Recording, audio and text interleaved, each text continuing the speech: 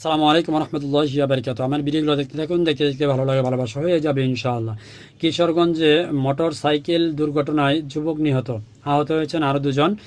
কিশোরগঞ্জের অষ্টগ্রাম উপজেলায় motor cycle দুর্ঘটনায় রকিব মিয়া নামের এক মোটর সাইকেল আরোহী নিহত হয়েছেন। এ দুর্ঘটনায় রাকিবের সঙ্গে থাকা রানা মিয়া ও তুহিন মিয়া নামের আরও দুজন আহত হয়েছেন। শুক্রবার দুপুরে অষ্টগ্রাম হাটনা মিঠা মামেন সড়কের অষ্টগ্রাম 0 পয়েন্ট এলাকায় এ দুর্ঘটনা ঘটে। নিহত রাকিব মিয়া ময়মনসিংহ জেলার সদর উপজেলার বাবুখালী গ্রামের আব্দুল মজিদের ছেলে। তিনি নিজ এলাকায় বাবুখালী বাজারে ব্যবসা করতেন।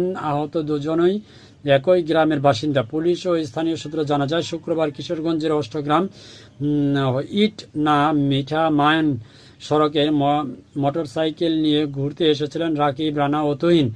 দুপুরে 1টার দিকে অষ্টগ্রাম 0 পয়েন্ট এলাকায় দ্রুত গতিতে মোটরসাইকেলে চালানোর সময় মোটরসাইকেলটি নিয়ন্ত্রণ হারিয়ে 22 মিটার সেতুর খুঁটিতে আঘাত করে। এতে মোটরসাইকেল আরোহী 3 বন্ধু ছিটকে পড়েন এবং রাকিব মিয়া ঘটনাস্থলেই নিহত হন। এ সময় স্থানীয় রানা ও তুহিনকে উদ্ধার করে মিঠামইন উপজেলায় স্বাস্থ্য কমপ্লেক্সে নিয়ে গেলে প্রাথমিক চিকিৎসা দিয়ে উন্নত চিকিৎসার জন্য তাদেরকে ঢাকায় পঙ্গু হাসপাতালে পাঠানো হয়। আসলে কি বলবো, আমি গাড়ি চালাই কিন্তু আমি মোটরসাইকেল চালাতে পারি না, কেননা আমি মোটরসাইকেল চালা পছন্দ করি না। মোটরসাইকেলে যারা অ্যাক্সিডেন্ট হয় নির্ঘাত তারা পঙ্গু, এতে কোনো সন্দেহ নয়। 2-4টা মানে শতকরা 2-1 জন বা 2-4 জন